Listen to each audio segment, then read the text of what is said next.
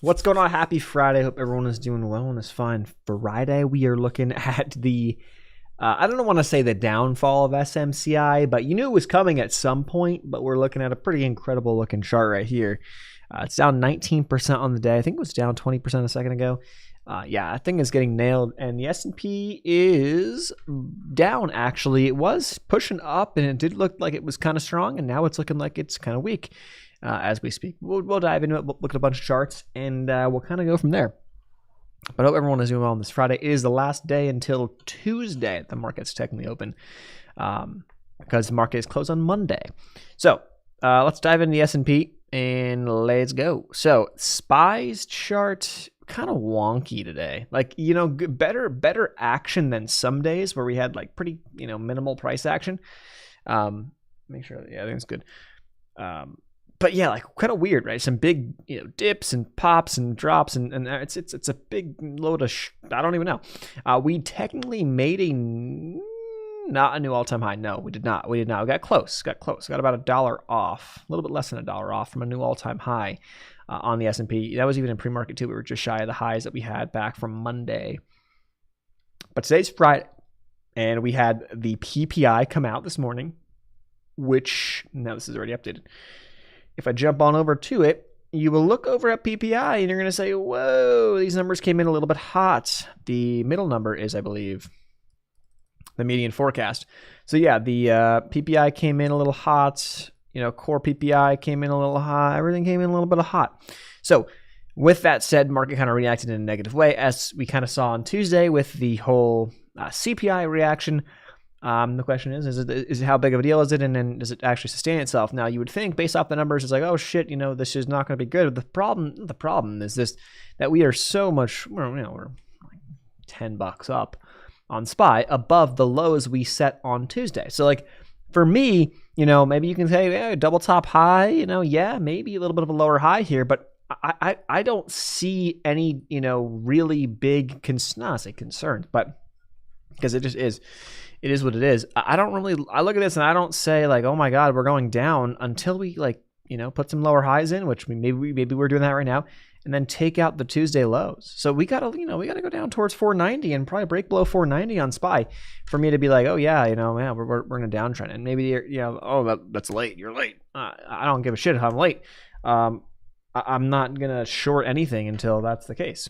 So I learned the hard way as over the years, over the weeks, and even recently, even just trying to short two charts that look pretty good on Nike and then on LMT that just didn't work out. They stopped me out because the market was too strong. It's just not an environment that I want to do that. The only other chart that I was looking at that looked good for the short side was GIS, and it's funny how the same exact thing is happening here, right? This is actually a good long. Now, I wouldn't do this in this scenario, in this context, but it has worked really, really well on a couple of charts already. Like, we had a good breakdown on GIS, which is General Mills, if you're not aware. I know it's a little bit dull in the background. You can't really see it.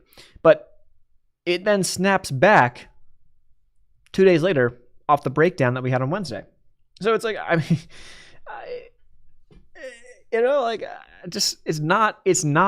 we are not, from everything that I have seen, just being in the charts, right? I have not seen enough to be like, yeah, we are weak and everything is breaking down and we are getting short setups left and right that are, sending us lower. No, we're not. We're just getting kind of rotation is really all we're getting. It's just kind of things are going up a little bit and they're chilling for a bit and other things are going up and then we're chilling for a bit and other things are going up. And that's kind of the deal. If you jump over to SPY, yeah, we almost got highs. We're close. Qs, let me get rid of this. That was a trade from like 2 weeks ago or a week and a half ago. The Dow looks pretty good as well. I can get rid of this line too. I can get rid of this line as well. We can kind of just reset ourselves here because, as we're going into a new week, next week, then, it's like some fresh charts. IWM looks like we're going to have an inside bar day, meaning that we are going to be completely, like if you look back, it's technically not really an engulfing. Engulfing will be the day after. But we are going to be completely in the bounds of yesterday's low to high. So that looks like an inside bar, which generally speaking, a breakout occurs above or below that. So, it's not something that I think is worth trading if you're looking at that. Generally, people say, it's not really my strategy, but, if we, until we break down below 250 cents or so, and then 204.75, you know, which would be a push. If we got 204.75, that would be a push over these highs, which were the highs of last year, which would be a good look on IWM in a big picture sense. So yeah, that's kind of the overall update there. We're going to pull up a bunch of things. The current situation, I got to check. I actually will do this after, but the broker, there's a swap going on. They're switching brokers with the prop that I'm using. So I believe they exited positions as of last night or this morning or whatever. So technically speaking, my 2 trades on Netflix and Meta that I took are, I don't want to say on pause. I believe that we are out of those. We'll double check that once the swap happens, but they're just moving brokers. So I don't know how that's going to play out. Either way, we may end up kind of being like break even on them, which is fine. Or if technically Meta would have lost. Technically, I think it's where my stop was. I don't know exactly. I think it was very close to my stop. If not, if my stop, maybe my stop was at 465. It may have been. I'm not exactly sure. But when I logged in, they were doing the swap, so I was like, we'll see what happens next week. And it kind of works out, I guess, for a good time to do it because it's a long weekend. But they seem to be doing the right things from all I'm seeing and hearing. They're doing the right things versus what happened with the last one. Did kind of some sketchy shit. This one seems to be in better communication. We'll see. It's the game, name of the game. I just saw yesterday, I was actually looking around and I just saw or learned more that there is a new prop firm coming out in a couple of weeks. I believe it's in like 2-ish weeks. I want to say it's probably 2 weeks from Monday. So whatever that is, that they are, or I guess in 2 weekends, they are releasing they're creating a prop firm that is for stocks and options, which has not been done to my knowledge. There is a stock prop firm, but they have shitty profit splits, like really, really shitty profit splits. And there is not one for options to my understanding. And I'm like, that's like a gap to fill in the marketplace. And that could be a cool one, but I don't know. Just that's kind of besides the point. Just wanted to at least mention it. A lot of red, see up here, a lot of red there. Some green. Home Depot's up, Nvidia's up, believe it or not. Target's up, Walmart is up, Exxon's up. Let's jump back down here. Oil is up. That looks kind of strong. Oil honestly could be a decent trade to the upside. I won't trade this, but it could be if it breaks out over 79 or so on oil. Could look good for a push. Gold's up a little bit. Silver's up 2.5 or 2.25. Another nice day on silver. How's the dollar? The dollar is actually kind of flat from where it was yesterday. The 10-year is up. Yes, it is. It was over 4.3. It's now sitting just under 4.3. That is up. So the trend is continuing there, right? All you really had was a back test of the breakout spot, and then you bounced, and then PPI was that move. So there's the deal there. But hope you guys are doing well. What's going on, Millen? Going on, Flippa? Finally alive. Well, we have, technically speaking, been doing them in the morning, but now we got an afternoon. Took a dump. Dumb pulse short in oil today. Hey, profitable weeks, profitable week. And you know what? The best weeks that are, in my opinion, the best profitable weeks are the weeks where you do dumb shit, but you're still green. And you're like, you know what? Because you did something right. Like you managed risk in a way to where you had a mistake, but you were able to be green. Like the worst feeling is when you're up and then you do something that you know you shouldn't have done, and looking back in hindsight, and then you end up going red because of that. But if you're green, you know what? It's okay. Learn from the mistakes. And that's part, it's also part of the game. When you have, like, in my view, like when you have, I always feel like that same thing where, like, I look back, I'm like, if I just just did that, or if I just didn't do that, man, I could have been, up so much more. I could have been this, that. But it's like, you have to understand like how hard it actually is to be consistently profitable. So if someone asked you, if you could repeat this week for every single week for the rest of your life, would you do it? If you say yes, like when you bring out to that perspective and you're green, you're probably going to say yes. Because my view is like, if I was green, even if I made $10, right? $10 net after fees, commissions, profit, or if someone said, if you can repeat this week every single week the rest of your life, I'd say I would take that every day, right? Because all you got to do is just scale it up little by little. And now that 10 comes to 100, 1,000. And if you did that over the course of your life, right, you're going to be in a good spot, and that'll compound nicely, and you'll be good. So it's really all perspective. It's it's a good way to look at it, I think, because you're gonna make mistakes, and that's part of the game. It's gonna happen. Coinbase did pretty well. Coinbase, because they had earnings. Coinbase had earnings, I believe it was yesterday. They had earnings. Yeah, big move. Dip and then rip. That's up like 10%. It was up more. That's a new high of Coinbase on the year. Yes. Getting back to, not to where it opened up and IPO'd, but it's getting back up there. It's making its move. That is for sure. I guess Bitcoin's helping out. Where is Bitcoin? You guys, what's funny about this thing is it's funny. It's very funny how this works. I kid you not. Every single time. Either I'm really good at just putting my strike or picking a strike that's like just far enough to where I get paid a little bit, but I'm also making sure that I stay in. I have been in BITO for a while, okay, which is the Bitcoin Strategy ETF. I don't know.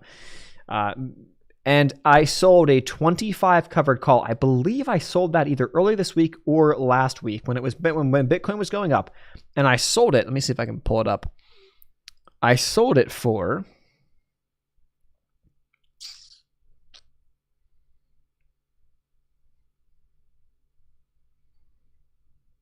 I sold it for 5 cents.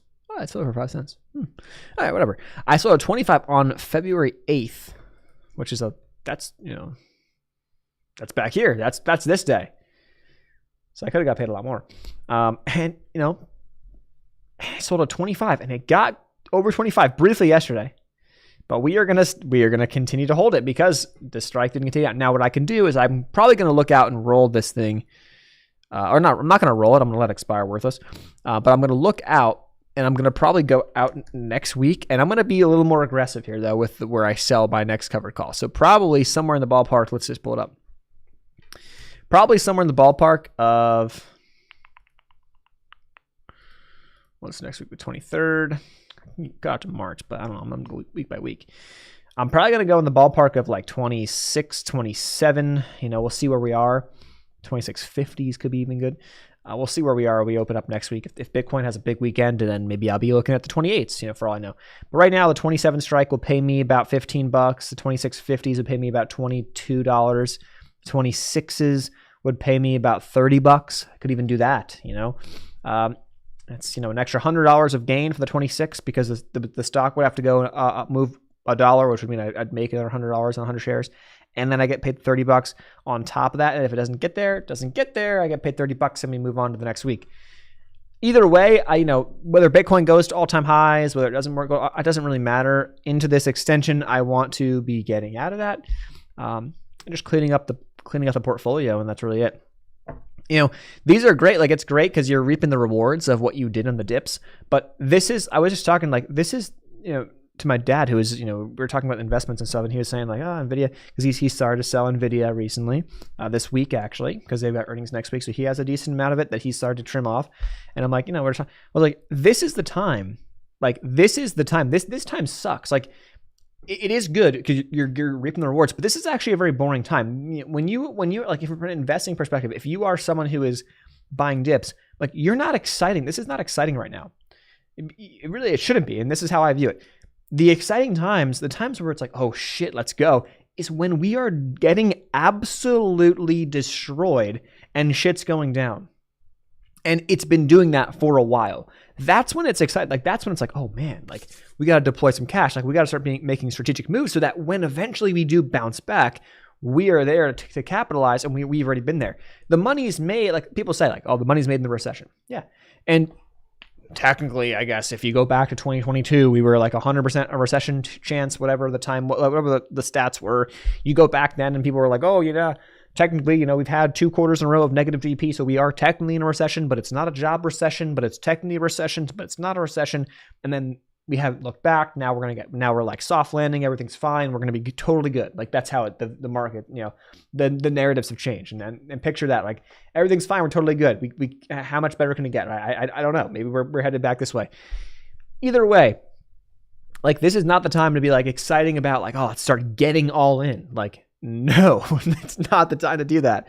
We could keep going so much higher. But again, all that you're doing is you're just reaping the rewards of what you did during the times when things were tough, when no one wanted to buy and you bought. And now you're just sitting back, and whether you're collecting gains or you're selling covered calls or you're collecting dividends, you're collecting something, out of this time, right? So same with like a Bitcoin is an example too. Like this is not very exciting. Like, now Bitcoin could be a bit more volatile, but to me, and I'm not the biggest Bitcoin guy. I have no idea if it's going to go to all-time highs. I have no idea where it's going to go. I don't really care. It's irrelevant. But when I bought BITO when Bitcoin was down under 30K, and now we're like doubled from where we bought essentially. Great. Like you did what you had to do months back, and now you're collecting profits, and simple as that. And if you never collect them on something that's like Bitcoin, well, when the time comes for Bitcoin, because it's getting destroyed for months, maybe a year plus, 2 years, 3 years, 4 years, whatever the time is, whatever the next bear market is, you're not going to be able to capitalize because you never took your gains, on something like that. That's how I view it. Where to me, the only thing that's safe is the S&P, and I don't even say that that's safe. This is also something that's not. The S&P is not exciting me right now. Like what's to be? Why is that exciting? Like this is at all-time highs. It's not. But we just know, historically speaking, the average return. So when the S&P goes down 10, 15, 20% in a year, we can say, hey, we could keep going down, but history tells us that this is probably a better time to buy than at all-time highs, right? So I'm actually kind of excited about buying this, right? And then you can keep inching and dollar cost averaging and buying more as we go down. But you got to have the funds to do so. And if you never lock in gains on the way up, you never have the funds to do so when we're going down. So just my 2 cents. Of course, there's the buy and hold, never sell, dollar cost average approach. And if you do that, I think selling option premiums is a great way to add a little extra cash flow, dividend, income, return to the whole bucket. So Home Depot looks pretty good too. This is just not a breakout looking chart though. It's choppy. How's mRNA doing? Yeah, it's not doing great. How about those meme stocks back in the day? AMC. Yeah, AMC's actually had a decent couple of days of bounce. What about GME? Not so much. Not as good.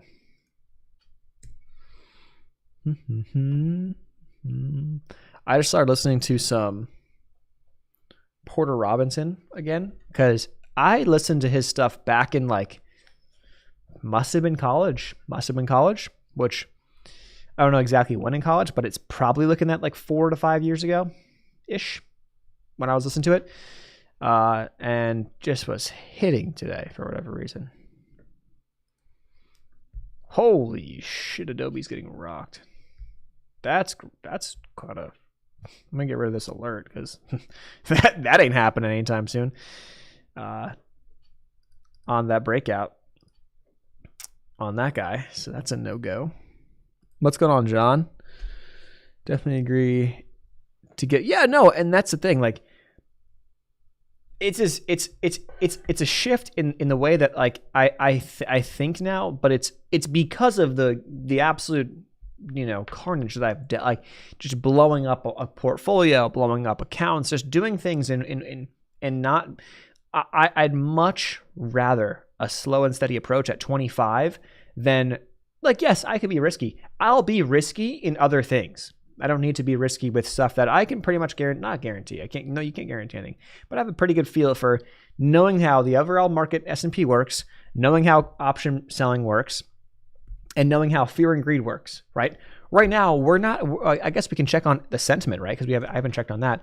Right now, you're looking at, 42. So that's actually, we took a hit. We took a little bit of a hit. We got some more bearish sentiment coming in, which is, I guess, a positive thing to see if we go higher, maybe.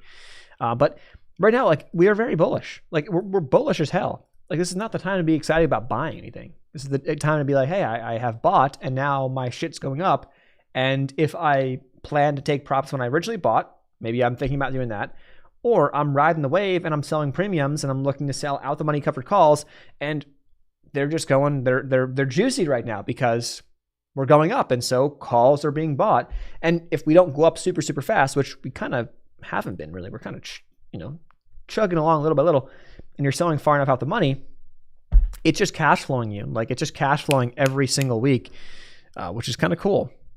And so, this is not a very exciting time. You're just doing something that you're just doing the same shit that, like works. And, it's the same when we go down, whenever that comes. Like, for example, some stocks are seeing some pressure now, but when the S&P goes down, right? When we have days like this, when SMCI is a funny one. When we do go down at that, though, at some point, and it's like, we're down again, like we're consolidating. I'm never going to bounce. No, we go down again. Those are the times like, okay, yes, now we're excited about, buying again, or now we're excited about, the S&P again, or NASDAQ. Like, it's not exciting now. Like, it's cool to see it go up, but it's not an exciting time. There's nothing to do, in my view, and that's where I think I have the separation of trading versus investing. They're two different mindsets, they're two different approaches, and I have a strategy for both, and that's it. And when I'm in the investing account, we're doing this strategy, and when I'm in the trading account, we're playing breakdowns. That's it. It's simple. And if we don't get breakouts or breakdown setups, we don't do it. We don't trade. That's it. So the simpler the better, in my opinion. The simpler the better. And I was just thinking this too. I think I mentioned it a couple of days ago or recently, but if I really condense it down, there's a lot of trades that I've taken that have been I feel like they're almost wasted time. Like, what if I just kind of brought it, and this would be as I collect more data, and if I dial it in to know that like my, daily chart setups are the best win rate or the best, my best results, right? On the daily time frame, then why wouldn't I just do that? Which would then probably take my trades from, I don't know how many trades a year, hundreds of trades per year, down towards maybe 100 or less. Maybe even less, maybe even like 70, maybe even like 50 to 75, like in that range. And I'm like, that would be kind of cool for an entire year. Only take like 70 trades. How much more time would you have if that's all you did? And if you knew that your stats and your numbers were best with those, right? And you simplified it all down to that. And then you just size up. So like, instead of trying to, you just size up, take less trades, they take more time, they're more hands off. I'm thinking that could be the move as we move into like, maybe not this year, because it's more of like a data gathering year, because I don't have enough data I don't have hundreds of daily trades that I've logged to know for sure. But as the year goes on, we're going to have more and more data on that. So it's going to be kind of interesting. Maybe it's a 2025 thing and beyond. But I'm excited for it no matter what. I'm excited to start getting to that point of like, where we kind of have play, where it's going to be kind of funny. Like when in the grand scheme, right? And I'll be completely blatantly, raw and honest with it all, but with the trade recaps, but we get to that point where we take that scale up, been consistent for, a year, 2 years. And it's like, okay, we don't need to be playing with, we can up the size in a substantial way. And then you can kind of throw and be like, yeah, this trade made 20K, or this trade made 10K, and this trade lost 8K, and this trade lost 6K. And you're kind of playing with it's the same numbers. Like, it's the same numbers when it comes to profit factor, risk reward. And then when it comes to win rate, you're just playing with larger size. That's really all it is. It's going to be kind of funny when I look back to like the past years, and I'm going to be like, it's all here on the channel. You can look back and watch the videos and see like all the stuff, and then see where it is now. It's just kind of I don't know. It's a really cool, it's an interesting thought that I've been thinking about. But there's no rush to get there, right? We have a process to get there. There's not like it will come. And I think it can come at some point this year for sure. But, no rush. Imagine buying that thing. Well, no, I mean, SMCI, like this chart, right? So in a month, less than a month, the thing has done, or it did 200%. Like when you see moves like that, the problem is that most people don't understand this. this is also another thing. Like when you see moves like that, it tells me, okay, like I don't know, bubble, maybe you can say bubble. This, sure, but this just tells me that we are in a euphoric period for this stock, this sector, whatever, and this is not sustainable. Now, does that mean short it? No, it does not. It absolutely does not mean short it. But it does not mean long it either. When they do this, it is almost like kind of a shame because it's like, okay, now I can't. Now it's not something I can touch. I can't touch it. It's like it's off limits now. But you see though, right? See the breakdown, the consolidate. Like my strategy right now. Would this be a good candidate? Now I think this a lot too. Technically speaking, it's been trending up, so I wouldn't short it, right? But what do we see? Like we see clear breakdown spots on this chart, right? Of massive move down, consolidation, next leg, consolidation, little next leg, consolidation. Maybe we're going to go for the next leg now. We'll see. I don't know. But like you see how the idea kind of worked, and there were potentially trade opportunities on this guy a couple times that would have panned out really, really nice on the breakdown trade. So it works, and that's when you have high momentum. And the reason why I avoid that on the downside on a stock that's been trending up is because it's been trending up. We don't have a lot of high downside momentum. But it's inevitable at some point on the breakdown day when people are either taking profits or whatever, the thing breaks down, you're going to get these types of moves. For me, I would want to see this thing set up and consolidate in the next couple of days and then break down again. Then I would be able to trade it. I'm never going to trade the first day down because the probabilities are not on my side, just based off of my experience. They're just not on my side, so I'm not going to do it. But it just shows you that momentum, when we have it, and what I love about the downside moves is that they tend to be a lot more aggressive than the ups. They say stair step up, elevator down.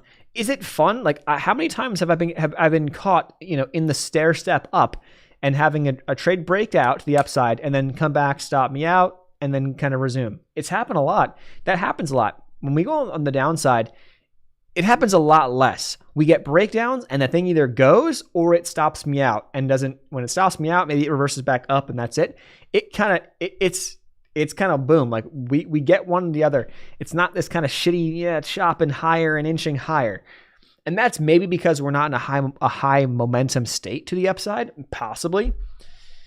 And there's a job to be done maybe on identifying that in my own analysis. But I mean, I absolutely cannot wait for this setup to be appearing on a lot more charts on the S&P, the NASDAQ, whatever, on bigger time frames. When that occurs, I think we're going to be in for, I at least feel like we're going to be in for a really good time in my own trading, where I'll be able to take advantage of a lot of these moves, despite what the market's doing. So it's going to be, I'm pumped for it, but again, like I'm not jumping the gun. There's no reason to jump the gun and try to, anticipate that stuff while the market's been trending higher with higher lows. It's just, it's not worth it. We're not there. It's a patience game. We're not there. It'll come. When the time comes, it'll come. It'll be great.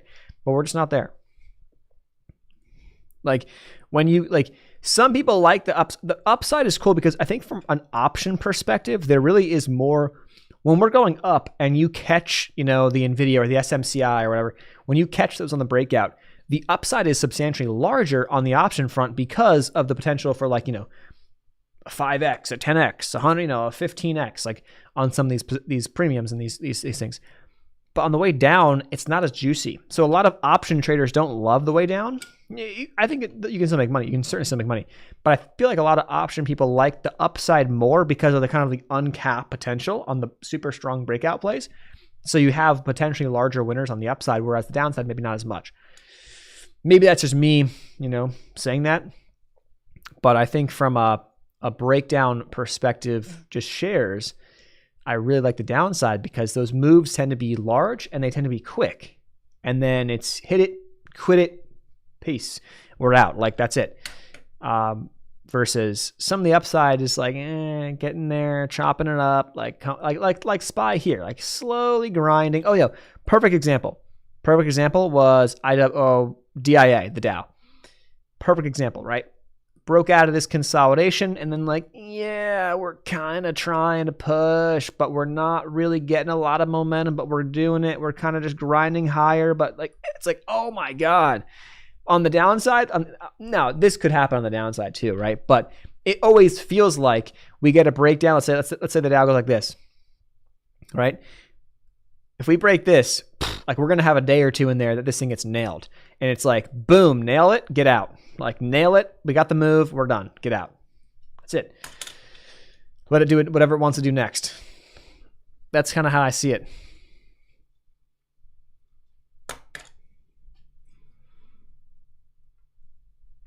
A lot of gaps. Yeah, there definitely are. There are definitely a lot. Like on SPY specifically, there's a lot you can there's a gap indicator. Let's pull it up. Let me see if I can. Here it is. And there's settings I have. So like these are like the bigger ones. There's some small ones here. But I mean, like zoom this out, right? These green gaps are all gap ups since October of 2022 that we potentially could be in play to fill. Now, obviously, when we talk about gaps on like SPY, if we're going off probabilities, gaps that we had, gap downs that we eventually fill back up are substantially more likely to be filled than the gaps that we had up on the back to the downside. But either way, like this just gets you a little excited. I don't know. It gets me excited, I'll tell you that, on this guy. So curious to see, but there's gaps all the way down towards 396.50. Big ones. So I don't know. But I think the potential is certainly there. Go to the Qs too. You can go to Qs and see what that gaps look like there too. That was a decent one right there. Oh, there's some big ones too. Yeah. Oh my. What about IWM? IWM maybe not. Well, there's a big one there.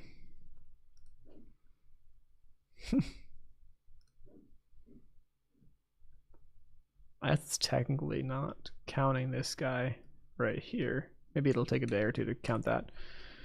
I haven't looked into the settings of that indicator. You can make the gaps, like you can make it only look for gaps that are certain size or whatever. But usually I can just kind of tell on the charts. It's like, no, something I don't really use a lot of, I don't use a lot of indicators. Now those are some things I think are kind of cool, but is that really like an indicator to me? Like, no, it's just helping me see something that maybe I can't see as clearly, saving me time. But the gaps indicator doesn't necessarily mean much. The ATR is the one that I have down here, which is kind of cool to show you kind of the average range. So like IWM's average range right now is around $4. So today it's down 2.5, but it had decent range, I believe. It had about $3 range today, so kind of inside the ATR. Now I believe most stocks will end up staying inside of their ATR most of the time, because the outlier moves kind of just throw the average off a little bit. But yeah, this is kind of cool to look at to see. Generally speaking, though, like this could be a good one to look at for when you're selling premium to kind of help give you a guide. Like if we know on average, like, you know, the Russell moves $4 a day right now, but also like when we get this elevation in the ATR, when that occurs, right, we know that it's probably going to return to a mean at some point. Even if it trends higher, it'll return to a mean at some point. So chances are that after a couple of big days, up or down, that we are not going to have continuous big days, unless we've got a really high news flow or we got a crazy kind of news environment, which is possible. But chances are that we're going to have it chill at some point. So I would look at that and say, when we get spikes on the ATR, like that's the time to be selling premium, selling a put if you want to get in on the downside, or selling covered calls above, and then using that as well to say, okay, well, you know, it's Wednesday and I want to sell a covered call for Friday on SPY or IWM, and I know that the ATR is 4. That would mean if we had 2, you know, average days, or I guess, 2 average up days here, based off what we've been seeing lately, that we can go up $8. So maybe I can sell a premium, I can sell a covered call, $8 out the money, and have a really good chance, there's being a really good chance that we do not get there by Friday, and then just collect that premium. Easy, I don't want to say easy money, but that's premium, boom, in my pocket. So you can use it to that way and build a strategy around that too. That's something that I'll eventually do once we kind of get into that portfolio, which probably won't be for a while. We're going to need the market to come down a lot. When I say a lot, at least a 10% correction, in my opinion, from wherever the high is. I don't know. Doesn't matter where. And then I'd be more interested in saying, okay, let's start building out a portfolio of, ETFs here, like SPY, Qs, DIA, or IWM, and going 100 shares of those guys and just kind of going one at a time or two at a time, whatever. And it's building out a portfolio little by little, and then selling premium from that, every week or every whatever, ever so often that I want to do so. That's like the next progression of where things are at. So yeah, but again, the market needs to come back for that. So maybe it's not till next year. Maybe it's late this year. Maybe it's not for 2 years. Who knows? Good for understanding volatility. Yeah. And as long as you use that to your advantage and don't, people look at that and go, oh my God, we can move. That means we can go up, $8 the next 2 days or $4. Could, but the thing is, when the thing spikes, to be honest, the better times to be using, or to use that to identify range would be ATR is coming down and we're consolidating. There's a breakout or a breakdown level that we're near, support resistance level, and we break down below that. When we break down below, and that ATR, which has been coming down for a while now, just spikes up, those are boom, we got some moves. That's kind of what I want to look for. I want to see the ATR kind of chilling. I don't want to see it spiking up, because I know that probably could look back to the left and say, when it spikes up, it eventually just comes down a bit, which means you can get caught in that chop or get caught in that screw zone, and maybe you missed the high momentum move. That's kind of what it means to me. So SPY pulling in here a little bit towards lows. Not at low day yet. Got close. I wonder, we could probably get low day here before close, right? We look pretty weak, which would be under yesterday's lows as well. So 498.75 would be kind of the area. So it's 30 cents lower from where it's at. I would suspect we can do it. Let's see if we can. 7 minutes to go. VIX is at 14.15. Let's see what the VIX looks like. Had a spike on Tuesday, but that got just slammed right back down. Building higher lows though. That is for sure.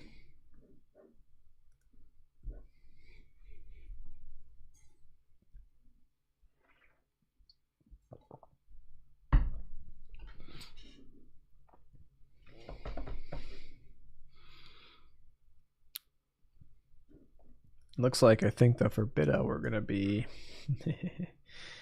We live to fight another day. Well, we live to sell premium another week is what it is. And then, yeah. So on Tuesday next week, we'll see if we can sell that. Plan will be Tuesday. We'll do a live. This is going to be kind of a... going into a period coming on a week from today.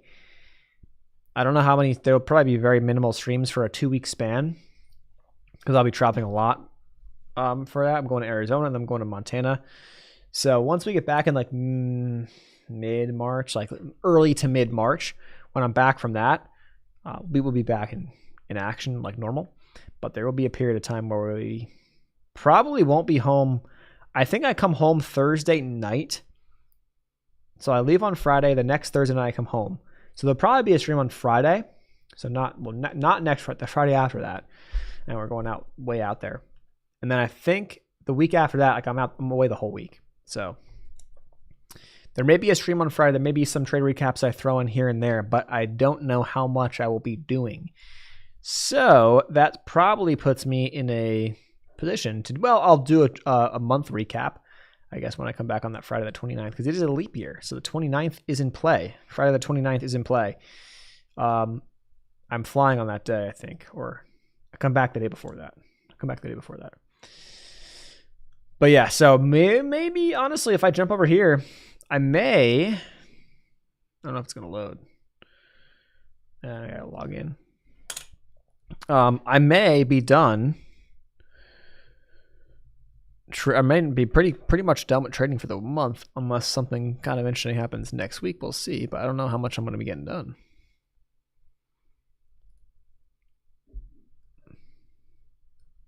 There she is. So what did it do? It technically, these two trades, yeah, I mean, we're up 483 on the month, but I don't know how much more I'm going to be doing now that I think about it. Maybe next week, a couple trades, but I don't know. May not be much. So it may be kind of a slow finish, which is fine. Again, I wouldn't be opposed to that. Having a sub 43% win rate month and being green by a couple $100, pretty good. Pretty good in my book. I think that win rate probably can get up a bit more, obviously, but I'll take it. I really would, honestly, there's nothing more that I would love in the world than to be a consistent for like 5 years straight 42% winner and be profitable. It would be the coolest thing ever. It'd be like, yeah, all the shit you fucking see on, social media, all this bullshit that's being tossed out there. Yeah, it's not real. No one wins 80% of the time consistently. No one does. Here's my 1,000, 1,500 trades, 42% win rate, sucking it, and just suck it. And this is what it is. They're really, it's obviously just enjoyment. It's more so for myself. I don't really care in the grand scheme, but to prove a point to a lot of the absolute garbage that's being, pushed. There's nothing more that I would like than being consistently profitable at a 42% win rate for 5 years straight. We're 10 months, 11 months in now. And I think my average is 48-ish %. So consistently profitable for that long with one strategy for that many months at a 48% win rate. Seems like every month it seems like as of late, the win rate's getting lower. But I don't care. If the number on the screen is green and the win rate is lower, then so be it. We'll continue to try to get better at it. You're obviously striving to increase those numbers. You're not trying to do worse. I'm not trying to do worse. I'm trying to do better.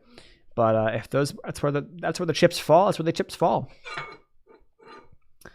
So, biggest thing would be probably if I look back at it, the biggest thing really was, I would do that for a while, and then I'd get fed up. There'd be a 2-week span where things would just be kind of absolutely slow, or I'd be losing for a couple in a row, and I'd be pissed. And then I would lose them. I'd get rocked. I'd blow a massive trade and lose let's just say that my average sizing, I don't know, my average size here was 228 for winners and then 96 for losers. I would lose $400 or $500 in one trade and then just blow my losers, blow that average win loss out of the water and just completely give it all, all the stuff that I was doing, dialed in, good risk management, practicing this, that, just out the door in one day and one trade or 2 days. And it just ruined, that would be what ruins you. And then you then go, shit, well, that clearly isn't working. Let's change my strategy. So I changed my strategy. And then now I'm I don't know. I'm testing out a strategy. And you just, the cycle repeats and repeats and repeats. And it makes you you at some point, most people give up. At some people, they just give up and they call it quits. Or at some point, they just force their hand by blowing the account. And they have to give up. They can't trade anymore because they blew the account. It's really just like that, and it's so cool, to look back at it. It sucks but it's cool to look back at it that way and be it really just is it so many other things in life. It really just is a game up here. You just have to understand how your brain works, what your mind wants you to do, but then have the discipline to do what is the right move based off of data, based off of numbers, based off of your win rates, risk reward, strategy. Once you have the confidence in that, it just kind of opened my eyes massively to what things are really like. It's not the same for everybody, but what things are really like. And it's simple. It's simple. It's not easy. It's simple. They like people on average 48% win rate after hundreds of thousands of trades. No, I think that's the reality. I truly believe that. I truly believe it. So when I see, the videos or a post or something, I don't watch very much stuff, or even see that stuff these days. But when I do, I'm like, what are we talking about here? 80% win rate. My ass, dude. If you had an 80% win rate with 80% win rate with a 1-to-1 risk reward profile, if that is what you actually had, you could be on pace to be one of the richest people in the world in a very short period of time. But you're not. But it's not going to happen. It just won't. Watch, go. If that's what someone said today, check back in 6 months, check back in 1 year, and see where they're at. Not saying that they suck or that they're losing or they could be winning, but if they really had that, they would be on pace to do some insane numbers in a pretty short period of time. It wouldn't take them very, very long to compound that and scale that to just the moon, essentially, where you're talking millions and tens of millions of dollars, right? Fairly quick. Just do the math on how the compound rate works there, right? If you're trading every day and you had an 80% win rate, even a couple trades a week at that win rate. I mean, come on. 5 trades a week, 4 wins a week, 1 loss at a 1-to-1 risk reward profile. If that's what you actually had, you would blow up accounts so fast, and in a good way, so fast. The compound, it's not gonna happen. You're not that number. They're not gonna. The market will change and it will drop. It will, or what's probably happening is that you could have an 80% win rate, but you're one blow up loss away from losing all the gains you had. You could win, let's just say $100, $100. Let's go out of the 5 trades. You win 4. Let's say your first 4 days, your first 4 trades are winner, and you win $100 at a time. Loser, lost 500, lost 600. That's what people's actual stats probably look like with an 80% win rate. Or right, they could do that, and then that loser is, they won 400, 100 at a time, or that loser's lost 300. That's more realistic. And so they end up netting a positive $100 in the week. That's more realistic. You could have, don't get me wrong, you could in theory have an 80% win rate over a large sample size. The reality is that when you have a higher win rate, there will be, there's give and take. So if you take this number higher, the average win-loss very, very likely is going to come down substantially. So it's about finding the balance, finding where your head works and where the balance works for you. For me, hovering in the upper 40s, well, I guess now in the lower 40s, hovering somewhere in the 40s, but with an average win-loss above 1.5, it just seems to work pretty well. In a perfect world, I would love to have my average win-loss over 2 and get my win rate closer to 50%. That would be amazing. That would be awesome. It's beautifully profitable if you can do that, but it's not as easy as it's not as easy as people make it sound. It's just the reality. It's just go in the game, play the game, and see. Do it for 500 trades, and you'll see it's not as easy as people make it seem. And again, when people do that type of stuff, they're cherry picking a small sample size. When the market's aligned beautifully with their, I've had times where I go 5, 6, 7, 8, 9, 10 in a row. I'm like boom, boom, boom. Guess what, guys? I'm a 90% winner the past 10 trades. Who gives a shit about the past 10? It's not who cares? Always a trade-off. Exactly. You just can't, I personally, my head seems to work better with this number being lower, but this number being higher. So when the winners hit, we're making, in this case, this month, $228 on average for winners. And when we lose about $100. We lose 96 on average. All right. That's my head works that way, and of course it scales up maybe next month, maybe a couple months, my average winner is 500 and my average loser is 200 or 250 or 300. All right, it's fine. We're good. If we do that with a upper 40 win rate, we're good. We're good. That's good. We're on the right track. So I'm gonna leave you guys with that. Hope you have a great weekend. Next week we'll be back on Tuesday. Markets close on Monday. We'll be back on Tuesday. We'll have a stream Tuesday, Wednesday, Thursday, and I'll be out on Friday.